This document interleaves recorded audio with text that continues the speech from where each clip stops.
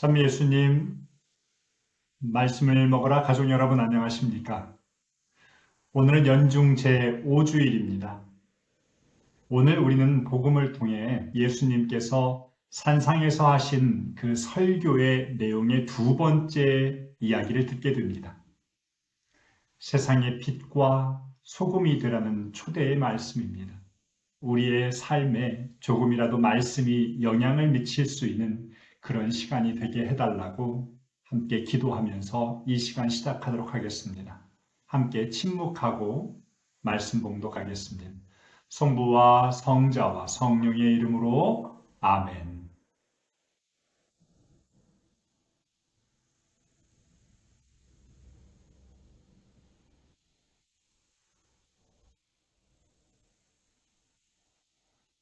마테오가 전하는 거룩한 복음입니다. 너희는 세상의 소금이다. 그러나 소금이 제 맛을 잃으면 무엇으로 다시 짜게 할 수 있겠느냐? 아무 쓸모가 없으니 밖에 버려져 사람들에게 짓밟힐 따름이다. 너희는 세상의 빛이다. 산 위에 자리 잡은 고울은 감추어질 수 없다. 등불은 켜서 함지 속이 아니라 등경 위에 놓는다. 그렇게 하여 집안에 있는 모든 사람을 비춘다. 이와 같이 너희의 빛이 사람들 앞을 비추어 그들이 너희의 착한 행실을 보고 하늘에 계신 너희 아버지를 찬양하게 하여라. 성부와 성자와 성령의 이름으로 아멘. 마테오복음 사가는 예수님의 행적을 소개하면서 가장 먼저 했던 것이 제자들을 부르는 것입니다. 그리고 이어서 예수님의 말씀이 선포되는데 그것이 바로 그 유명한 산상설교이지요.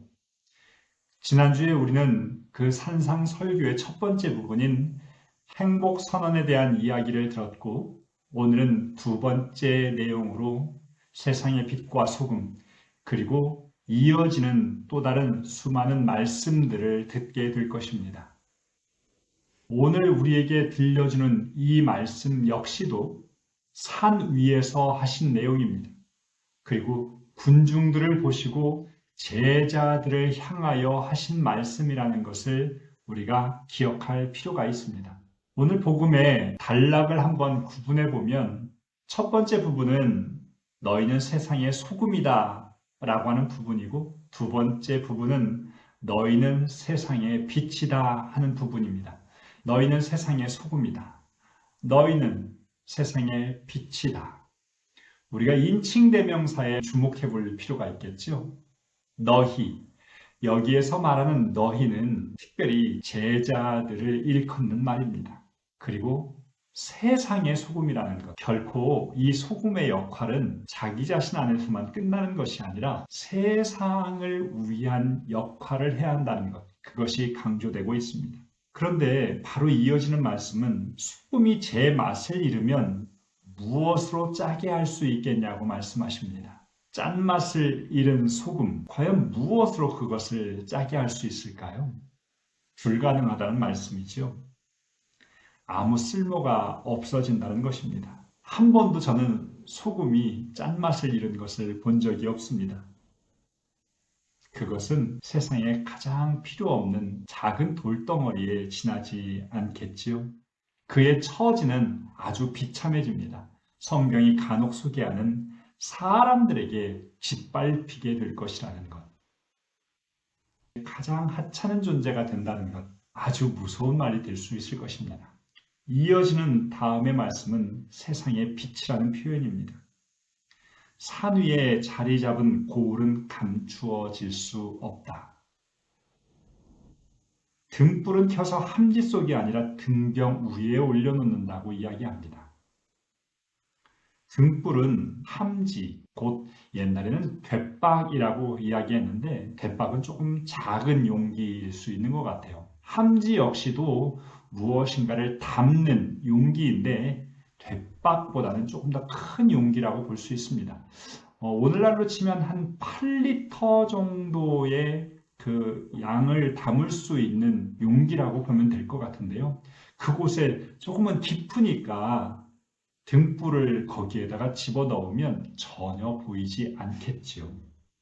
등경, 곧 등을 이렇게 올려놓는 어떠한 기구 위에 빛이 있어야 한다는 것을 강조하고 있습니다. 그렇게 해서 모든 사람을 비춘다는 것, 모든 이에게 기능을 할 수 있는 존재가 되라는 것입니다. 그래서 그렇게 사람들에게 착한 행실을 보여서 하늘에 계신 아버지를 찬양하게 하는 것, 그것이 바로 주님의 제자들에게 맡겨진 사명이라는 것입니다. 오늘 이 복음을 통하여 수많은 영성가들이 그리스도인의 소명에 대해서 강조해 왔습니다. 저는 세상의 소금과 빛이라는 내용을 묵상하면서 이 소명 앞에서 조금은 부끄럽고 또 심지어는 죄책감까지 느낄 때를 경험하게 되었습니다. 누군가를 썩지 않게 하는 역할, 세상을 위해서 그러한 역할을 할 수 있는 사람이 된다는 것, 매우 부담스럽습니다. 더군다나 누군가에게 빛을 비칠 수 있는 존재가 되는 것 역시도 마찬가지입니다. 너희는 이 말 참으로 부담스럽습니다. 그런데 문득 그런 생각이 들었습니다. 내가 누군가에게 소금의 역할과 빛의 역할을 하기 이전에 주님께서 나를 보존케 하시고 나를 썩지 않게 만들어 주시고 내 안에서 어둠 속에 살지 않고 빛을 비추고 계시다. 이 생각을 하니 마음이 조금은 편안해집니다. 예수님은 우리에게 어떤 일을 시키시기 위하여 세상에 오신 것 이전에 우리 안에서 그렇게 행하고 계십니다. 그래서 너희는 세상의 소금이고 빛이다라는 말을 나는 너희의 소금이고 빛이다 라는 말씀으로 바꾸어서 듣고 싶습니다. 소금이 내 안에 계셔서 썩지 않는 존재가 되고 꺼지지 않는 빛이신 예수님이 계셔서 나도 그 빛을 받는 존재가 되면 누군가에게 그렇게 썩지 않게 하는 작은 소금의 역할을 할 수 있지 않을까. 그리스도인으로서 철저하게 그분의 사람이 되면 누군가에게 그리스도의 사랑을 전할 수 있는 그런 기회를 얻으리라고 생각합니다. 이번 한 주는 조금은 더 주님께서 나의 소금이고 나의 빛이심을 묵상했으면 좋겠습니다. 그리고 혹여라도 기회가 허락된다면 그 소금이 빛이 나를 넘어서서 누군가로 향해졌으면 좋겠습니다. 어둠에서 빛을 경험해 본 사람들, 썩는 삶에서 소금을 경험해 본 사람들, 그들은 가정 안에서 또 사회 안에서 어떻게 행해야 될지 알 것입니다. 때로는 녹아야 하고 때로는 나를 태워야 합니다. 예수님께서 우리에게 당신의 말씀을 들려주실 뿐만 아니라 당신을 우리에게 주시는 성체 성사를 이루셨습니다. 우리 안에서 오늘도 그렇게 자신을 태우시고 녹아내리십니다. 우리도 작은 희생과 배려 또 정직함을 선택하고 진실을 선택함으로써 그렇게 세상 안에서 그분의 일을 그분께서 나와 함께 계심을 자연스럽게 드러내는 그런 삶이 되었으면 좋겠습니다. 이러한 묵상을 통하여 이렇게 기도 드릴 수 있을 것 같습니다. 성부와 성자와 성령의 이름으로 아멘.